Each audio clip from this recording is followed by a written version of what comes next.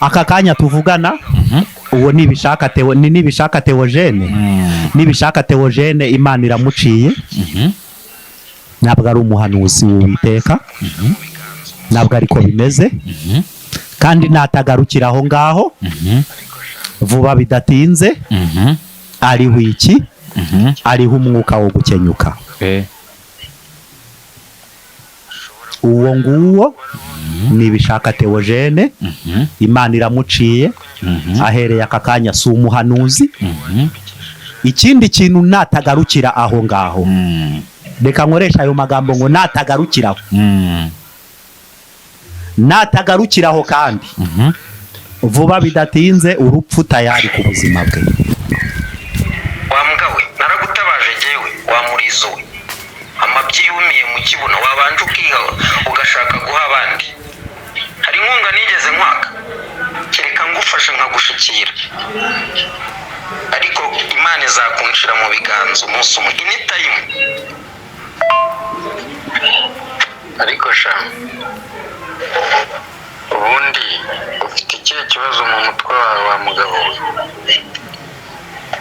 ushobora kuba rero warabonye umuntu abihoreye wibuke ko ngira n'inzigo nawe nta gipingu wanyambikishije iramva mu mutwe kandi njyewe sinzakubabarira komeza unshotore wishire wizane nakubwira iki ariko ngumbwize ukuri sinzakubabarira mbigute guzakiri kare. Uyu mugabo rero nyuma yuko bapfuye hari ikintu natekereje ikintu nabonye bahari n'umunyamakuru ugeze abimbaza ndavuga ati se uyu mugabo kuki atasanze Vava akaza kubivugira kuri kamera.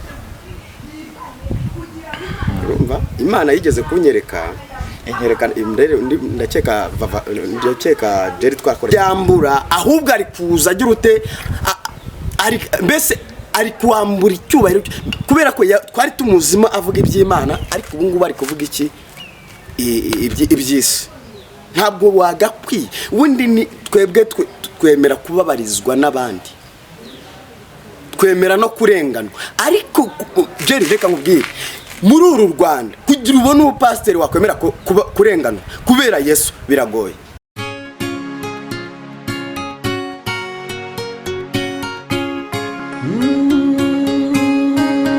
Emana we Yesu we ingoma yawe ni amamare. Kandi tubahaye ikaze mwebwe mwese mudukurikiye kuri channel zacu aho muri hose Imana ibahe umugisha. Wewe wakoze subscribe ntukabure kumugisha w'Imana nawe nimba ugeze hano ari ubwa mbere wakanda kugira ngo ujye ukurikirana video zacu ku gihe. Abatameze neza nabifuriza kugira ngo bamere neza mwizere Imana niyo password yo kugira ngo ibintu bitungane no mu bibazo urakomera iyo ufite icyizere kuko hari ibyo uba ufite abandi badafite.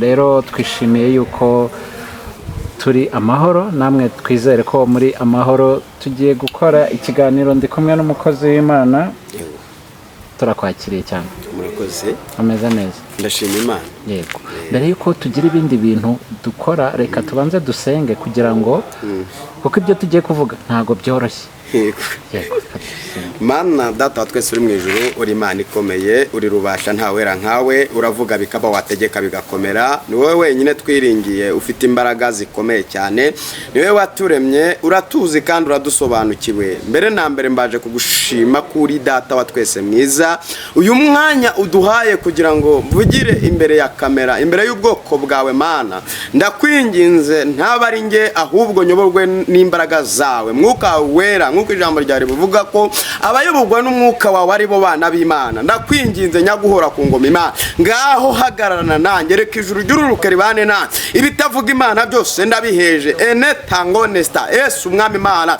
data wa twese mwiza ngaho manuka ungoteshe imbaraga zawe ungoteshe ubutsinzi bwawe ungoteshe gukora kwawe Uwiteka ukuboko kwawe kumugisha abamarayika bawe bururuke bagota ahantu data wa twese mwiza ndasenze ngo ijuru ry'ururuke rigabe hanze kuri buri muntu wese uzakurikira iki kiganiro. Uwiteka we ngaho data muzikara ryaka ku munwa nka rimwe wakojeje kuri Yesaya nyaguhora ku ngoma ukimara kuri mukozaho yaravuze arakuvugira. Nanjye nifuza kuvuga mbwirijwe nawe Uwiteka. Reka mwamu nkomeze kandi nkubere icyombo wombokeremo, reka nkubere mikoro kandi Uwiteka mwami Imana nyiringabo duhabwe umugisha buri muntu wese uri kumwe natwe uri aha hantu. Urakoze Gitare, urakoze kuri Imana ishobora byose. Amen. Yego, amen. Urakoze cyane mukozi w'Imana Ferdinand. Wenda n'abantu bashobora kuba bakubonye hano ari ubwa mbere, wabibwira nanone. Murakoze, nitwa Ferdinand Wimpaye. Imana ishimwe cyane. Abandi umupapa, umugore n'umwana. Okay, ubwo ufite umugore n'umwana. Yego, abantu abandi umuvugabutumwa ariko ikirenza kuri ibyo ndi umukristo. Uri umukristo. Ibyo bintu kiri imbere cyane. Ntacyo ibyo kuvuga kuri umuvugabutumwa turaje tubyinjireho. Wongeraho yuko uri n'umuhanuzi, kuko ibyo tugiye kuganira hari ahantu biri buduhuze cyane n'abahanuzi. Reka twanzikire ku bintu byagiye bivugwa muri ino minsi kuri social media. Igikuba cyaracitse, ibintu byitwa ubuhanuzi bimaze gufata indi sura. Bamwe barabyemera, abandi ntibabyemere, ariko ndongera ngaruka inyuma ku muvandimwe umwe bita Vava. Nawe wigeze kumbwira ko mu kiganiro twakoranye umbwira ko hari icyo Imana yari yaramukweretseho. Noneho hari undi mugabo bita Nibishaka Theogene yari amaze iminsi acecetse atavuga, ariko mu cyumweru kimwe cyangwa bibiri nibwo yongeye kugaruka, ariko aza ameze nk'utabarizwa ko ashobora kuba arwaye ku kiganiro yakoranye n'umunyamakuru Emenyawe kuri The Dynamic Show, bivuga ko ashobora kuba yarabyimbye ubugabo bwenda gutakara. Oya wiseka birababaje. Ko gutakara ni ibyavugwaga kuko umunyamakuru niko yavuze, nubwo biba bisekeje ariko biranababaje. Yavugaga ko hariho ibibyimba. Noneho ubuhanuzi twumvise bwinshi, ariko ndagaruka noneho nyuma y'uko agaragaye kuri kamera yaje gushyamirana n'umukozi w'Imana bita Ezekiel. Ndakeka ashobora kuba hari amajwi wumvise. Nimba utarayumvise nshobora kuyakumvisha hanyuma. Ntabwo ari twebwe impamvu tuba tubikoze, ni uko atari twe twabikoze. Reka twisegure ku bantu bagiye kubyumva. Ntabwo ari twe tuba twabikoze, ahubwo ni ukugira ngo twirefere ese birakwiye nk'abakozi b'Imana. ashobora kuba yifashe wambwawe naragutabaje jyewe wamurizo we amabyi yumiye mu kibuno wabanje ukiha ugashaka guha abandi. Hari inkunga nigeze nkwaka kereka ngufashe nkagushikira, ariko Imana izakunshira mu biganza umunsi umwe initayimu. Ariko sha ubundi ufite ikihe kibazo mu mutwe wawe wa mugabo we? Ushobora kuba rero warabonye umuntu abihoreye. Wibuke ko ngira n'inzigo nawe, nta gipingu wanyambikishije iramva mu mutwe, kandi njyewe sinzakubabarira. Komeza umfotore wishire wizane, ntakubwira iki, ariko ngumbwize ukuri sinzakubabarira. Mbiguteguza hakiri kare, intambara uriho ngabaho urimo mpamagara, nshobora kukwitaba cyangwa sinkwitabe, ariko uzihangane hirya y'ibi. Ubwo abantu badukurikiye hari ibindi nirinze gupureyinga kubw'impamvu z'abantu badukurikiye bashobora kuba bari mu myaka itandukanye, bazabyumvira ahandi, ariko kuri izi cano ntabwo turi bubipureyinge. Gusa birababaje kumva ko umuntu akanwa kavuze Imana, akanwa kavuze Yesu kaza kakavuga ngo ubwo hari ibyabanje nta pureyinze, bazabishaka ahandi, ariko hano nabisimbutse kubishaka. Wabyumvise? Nabyumvise. Na nyuma yaho wabyumvise? Kandi nakubwira ngo Imana irababaye cyane. Imana ifite agahinda gakomeye kuri twebwe abakozi b'Imana, kuko abakozi b'Imana turi ku rwego rubi, abavuga ko ari abakozi b'Imana, kuko buriya turi mu byiciro bibiri, hari abantu bihamagaye, hari natwe twahamagawe n'Imana. mbere yuko dukomeza gatoya, ari izi audio zije zisanga izindi Theogene yari yarashyize hanze mu minsi yashize kuri kese ya ubwo umuhanuzi Prophete Noheli, ariko aya matitere natwe nzaza mumbwira ahantu muyakura. Prophete Noheli ubwo yavugaga ko Imana yamweretse yuko azabana n'umukozi w'Imana Mama Asi, ubwo audio zindi zagize ngo mutikure mu benure, abantu nabo barabyumvise birageraho biraceceka, none dore ibindi bije. Abundi mufite ikihe kibazo? Urihangana ngo ushyire muri ako gatebo? Nta kibazo nshyiramo, ariko buriya reka nkubwize n'ukuri, si ibyo gusa, ibi ni ibyo mubona biri kwigaragaza, hari ibindi noneho biri inyuma biri mu mitima yacu dukora bwihishwa, urumva kambivuga gutyo. Ariko Imana ifite agahinda cyane cyane, niyo mpamvu Imana ije hano kuri YouTube kugira ute, kugira ngo igaragaze ukuri kwa nyako. Sinibaza impamvu abantu batareba ngo bahumuke. Uvuga ukuri ntabwo bamwemera, ahubwo bavuga bemera uvuga ibinyoma uzakababeshya. Urugero umuntu ukamusengera nta kintu umwata, ariko akemera wa wundi umutuburira. Nirwo rwego tugezeho. Abavuga butumwa turimo ibyiciro bibiri, nanjye kubivuga, ariko ndagira ngo nkubwire Jerry, iki gihe turimo ni igihe Imana iri kugosora, irimo irashungura, kuko ije kubaranwa na buri muvuga butumwa n'umupasiteri wese. Narabivuze, reka mbabwire, ikiva mu nsengero irakomeza muri twe abahanuzi. Yego, ni gute umukozi w'Imana yifata? Twebwe turimva abantu bahambame ibyabo, ahubwo kubimba twebwe twabaye, ntabwo ibitugezemo ntabwo tubireka, aho ntabwo tubigumana mu mitima yacu, kuko niba umuntu akwaturiye cyangwa iki cyangwa uganira n'umuntu, twe twagakwiye kuba abantu barema abantu imitima, cyangwa tukababurira. Yego, ahubwo kubaburira turi kubagumura ku Mana. Twafashe Imana nk'aho ari petit frere, umuntu usanzwe uciriritse.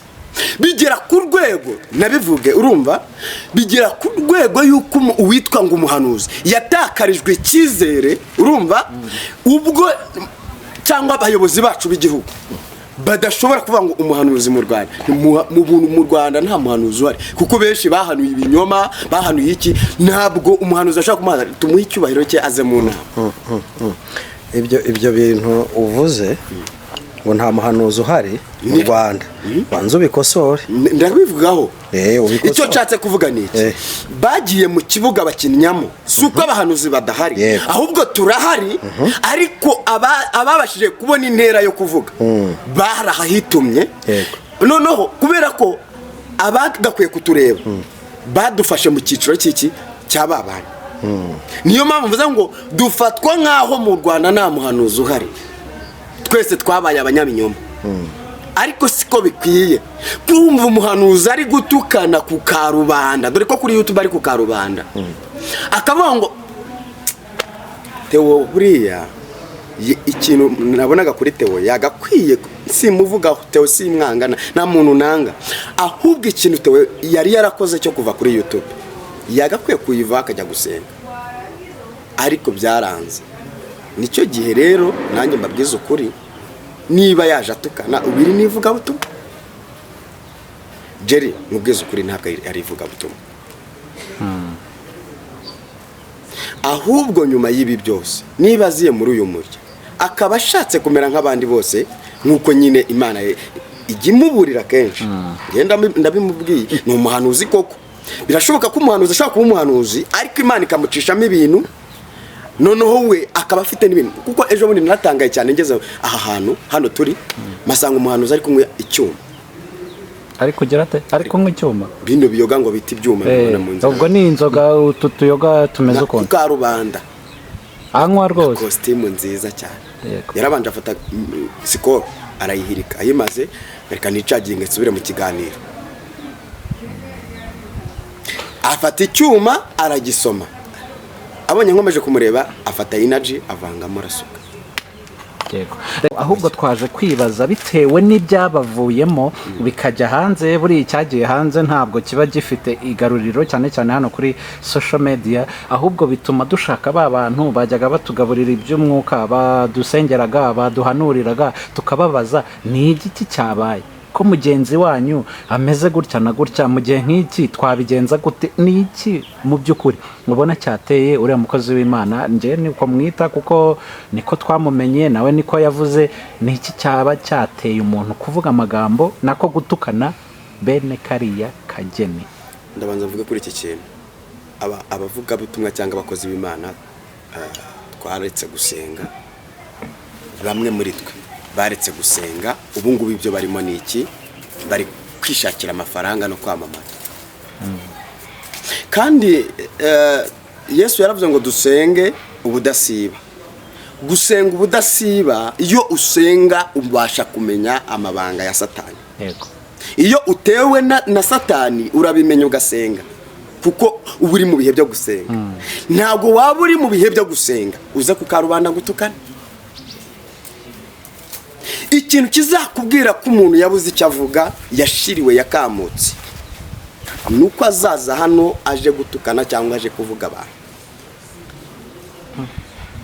Ibimenyetso biranga umuntu Imana imaze gutera umugongo ni ugutukana ku karubanda. None izina ry'Uwiteka yaheshaga agaciro ari kuryambura, ahubwo ari kuza agira ute, mbese ari kuambura icyubahiro, kubera ko twari tumuzima avuga iby'Imana, ariko ubu ngubu ari kuvuga iki? Iby'isi.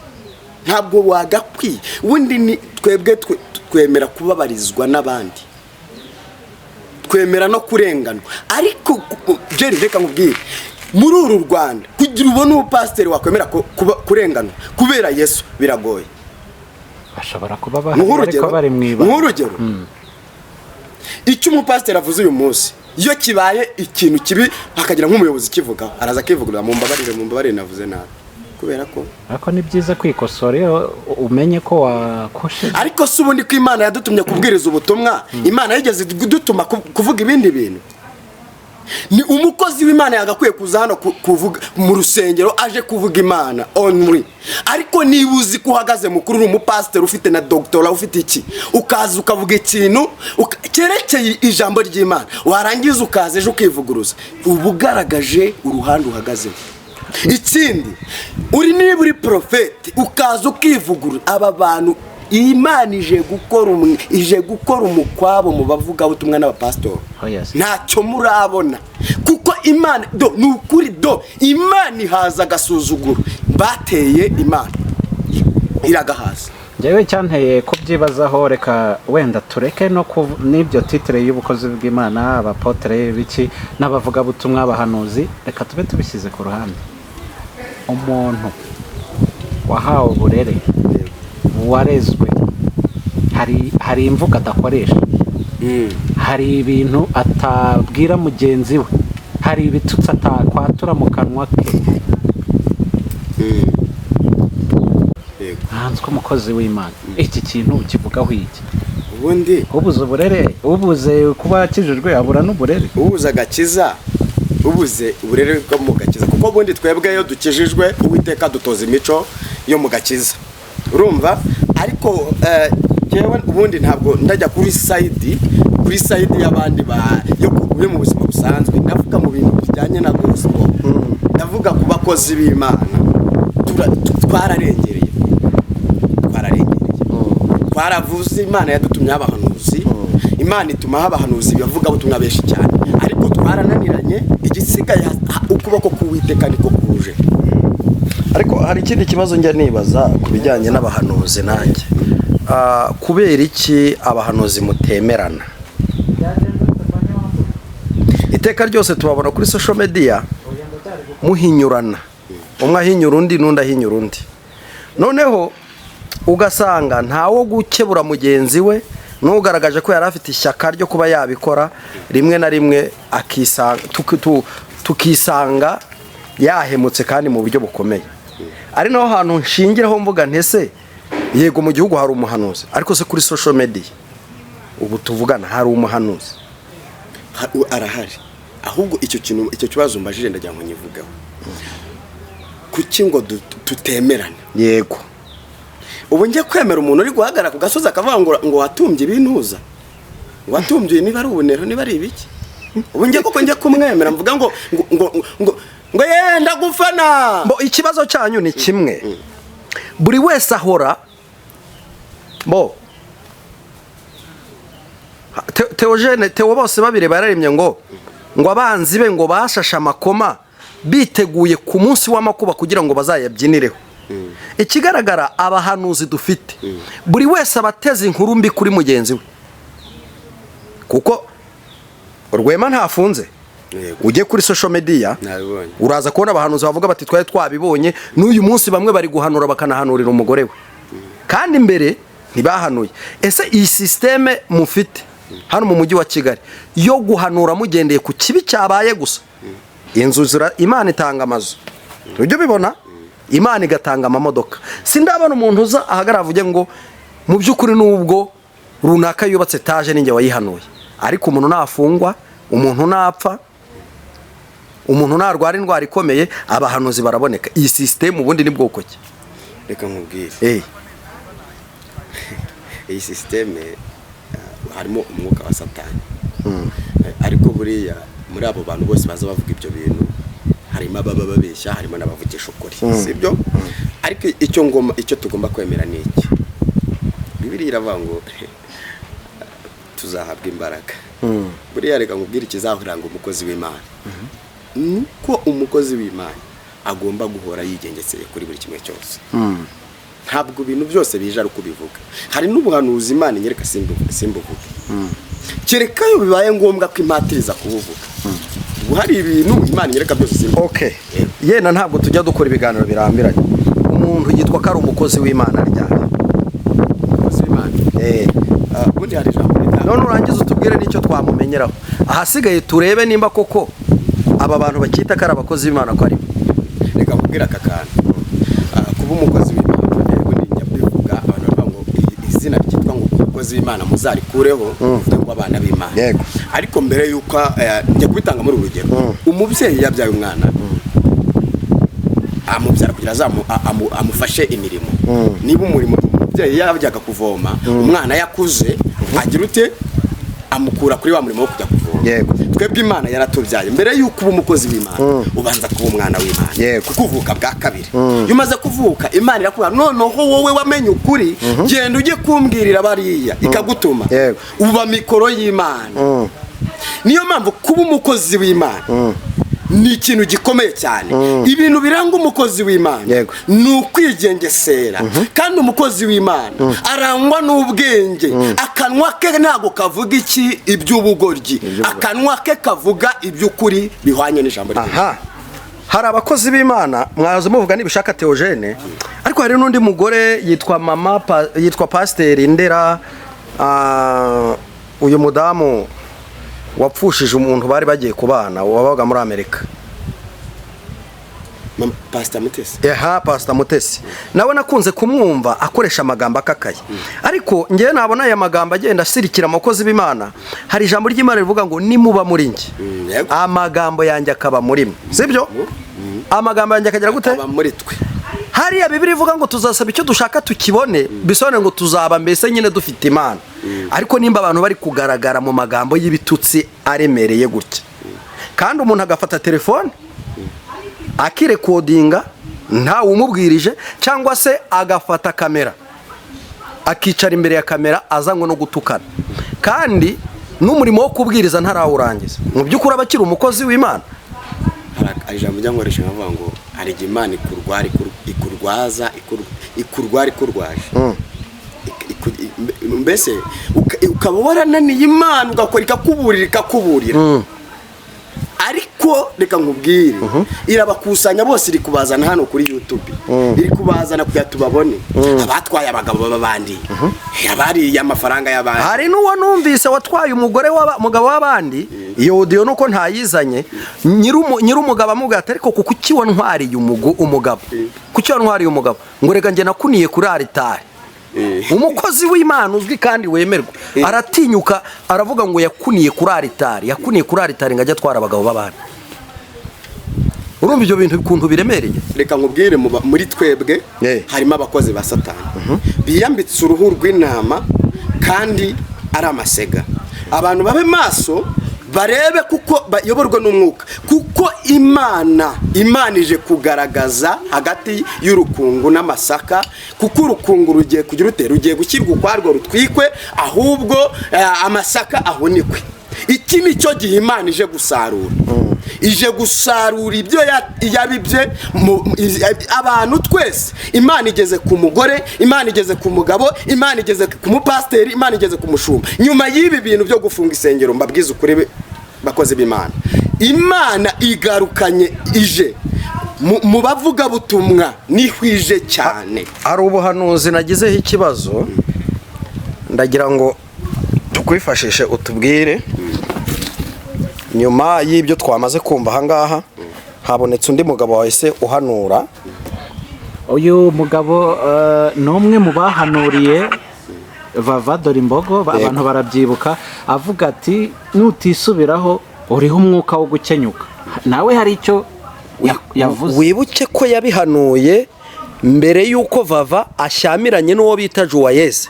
Mbere ni nyuma abatangiye ibintu byo guterana amagambo. Noneho waje bamubwiye kuri icyo kintu ahita hanurira Dorimbogo, kandi yahanuriye Dorimbogo ahita apfa. Yamuhanuriye mu kwezi kwa mbere, Dorimbogo apfa muri uku kwezi kwa kangahe? Kwa karindwi. Noneho uyu munsi nyuma y'imishyamirano y'umukozi w'Imana Ezekiel n'umuhanuzi Nibishaka Theogene yahise ahanura. Reka banza wumve uraza kutubwirana. Aka kanya tuvugana ubu Nibishaka Theogene Imana iramuciye. Ntabwo ari umuhanuzi w'iteka, ntabwo ari ko bimeze, kandi natagarukira aho ngaho vuba bidatinze. Ari wiki ariho umwuka wo gukemuka. Uwo nguwo Nibishaka Theogene Imana iramuciye, ahereye aka kanya si umuhanuzi. Ikindi kintu natagarukira aho ngaho, reka muresha ayo magambo ngo natagarukiraho kandi vuba bidatinze urupfu tayari ku buzima bwe.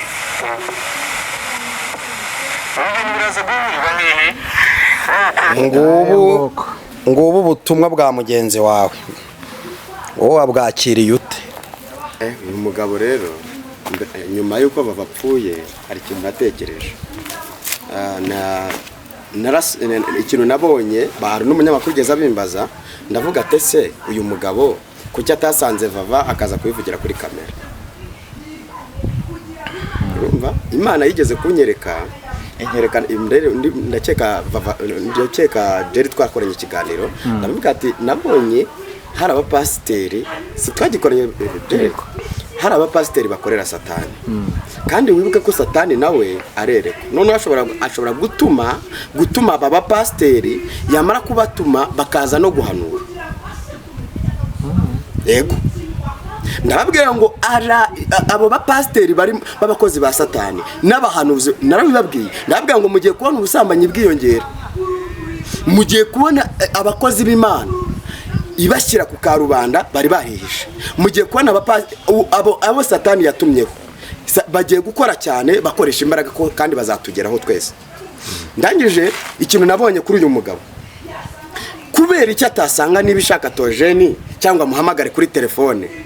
Urumva ngo muhamagare kuri telefone amubwira ati ibi bintu uri gukora ni ibiki? Yego hari abantu benshi bahanuriye Nibishaka Theogene, nabivuze mbere ati Theogene ari gukora ibintu bibi, ariko buriya ngewe kuko ndamuzi yagakwiye kugarukiraho pe nagarukira kuko umurongo ari gukoreramo kandi wari wabonye ko yari yarasubiye mu murongo nta bintu byo gutukana yaragikora urumva ariko ikizima ndi kuvuga kuri bibiri nk'abakozi b'Imana mvuze kuri uyu mupasiteri ntabwo bikwiriye ko yaza kuri kamera ngo abwire abantu ngo nibishaka agiye gupfa ngo ari nk'umwuka wo gukenyuka kuko yo nibiba leta iramufata kandi ari ubuhanuzi ubuhanuzi ndabwemera kuko ntabwo nzi iyo yavuganye nayo urumva ariko tugire ubwenge Imana yaduhaye ubwenge kugira ngo tubukoreshe niyo mpamvu uyu mupasiteri ntabwo pinze ubuhanuzi bwe ariko nasange Theogene ese nakumwibariza ikibazo kimwe ese kuko yahamagaye nibishaka yanga kumwumva ikibazo twebwe abahanuzi n'abapasiteri turimeze nk'abantu bari guhangana nze mpanura ikibanyemere iki ni kibane bw'ubuhanuzi bwanjye buzima ariko reka tuganire twese turi abantu b'abakozi b'Imana kandi turi muri iki kibuga umwuka w'imanuza kubera ko umuntu ari mu bihe byiza uyu mwuka uri kumanuka ukamanuka mu bihe bibi kandi umuntu akavuga ikintu kibi ndetse n'icyo avuze kigakunda twabonye ko Dorimbogo yari yagiranye imishyamirano nande na Joyeuse araza hanura ko Dorimbogo agomba gupfa Theogene agira rero aba bantu icyo Imana idutumeho niki ni ukujya tubwira abantu tubakure mu butumbi tubakure mu ntumbi tumere nka Ezekiel agera mu kibaya agahanurira amagufa yari yarumye amagufa yarakakaye ariko Uwiteka avugana nawe aravuga ngo nukuri hanurira aya magufa natwe iki Imana idutumye tuje ngo duhanurire aya magufa abantu babaye amagufa akakaye babaye intumbi ijambo ry'Imana niryo rizura abantu mu gihe rero yo wirengagije ijambo yo wirengagije icyo Imana ivugana nawe uri intumbi yigendera dufite abantu niyo mpamvu bavuga ngo insengero zarafunzwe ngo rero abantu benshi birabaje kubona tuza duhugurwa ntabwo tugihugurwa na bagenzi bacu ba Kristo noneho umukozi w'Imana nako umuntu wo hanze nka jihad ari kuza guhugura pastor runaka mukwiye kwitwara gutya tugeze ku rwego Imana ikoresha abantu batavuga ko bayigeze bagera mu rusengero bakaza bakaduhugura ngo nyamara iyi mico muri kwitwara ntabwo ari myiza umukristo cyangwa umuvuga utumwa yagakwiye kuba intangarugero Imana ibagirire neza yego Ferdinand urakoze cyane tukagira ngo dushyireho umucyo tunibaze ku bintu bimwe na bimwe tugenda tubona ku bahanuzi ndetse n'abakozi b'Imana urakoze cyane gusa ntago nasoza ikiganiro abantu babivuga uko bashatse mu minsi yashize twabonye abantu batabariza vava mbere yuko yitaba Imana abantu babigiraho comment nyinshi cyane ariko kuri ubu ngubu sinshaka ko hagira ugira comment ashyiraho umukozi w'Imana Tissier aba afite umutima wo gutabara bamutabare kuko ararembye cyane bamufashe arwariye Faisal akeneye ubufasha bw'abantu uwagira inkunga rero yatanga yanyuza kuri nimero 0782 620 ibariye kuri Tissier Nsabumukiza Tissier baramuzi abarizwa muri groupe y'abana b'inkuba ararembye cyane ameze nabi kandi Imana imukize mumufashe rwose nta comment nkeneye kuri ibyo ngibyo abantu bamufashe Imana imukize urakoze yabakenyutse ntabwo ikigera icyo gihe gupfa cyacyura amuvanywe profeti ntabwo ari cyo gihe cyo gupfa yaragifite iminsi yo kubaho rero Imana imukize indwara yabarwaye yose Imana imukize twebwe twifuriza ubundi umukozi w'Imana uri mu mwuka w'Imana yifuza ko abandi babaho kugira ngo nabo babeho ubundi tubaho Imana ibeshaho abandi bantu kugira natwe tubeho umuntu utifuriza abandi kugira babeho wo ngo n'umwanzi w'Imana n'umwanzi w'abantu rero Imana itugirire neza amen Ferdinand nawe wagukenera musengane cyangwa se ku byo twavuze wenda yumva hari ibyo ashaka kugusobanuza inyuma ya kamera yakubona gute wanyenera yamuhamagara kuri 0788 970831 88 970831 Imana ibagirire neza urakoze cyane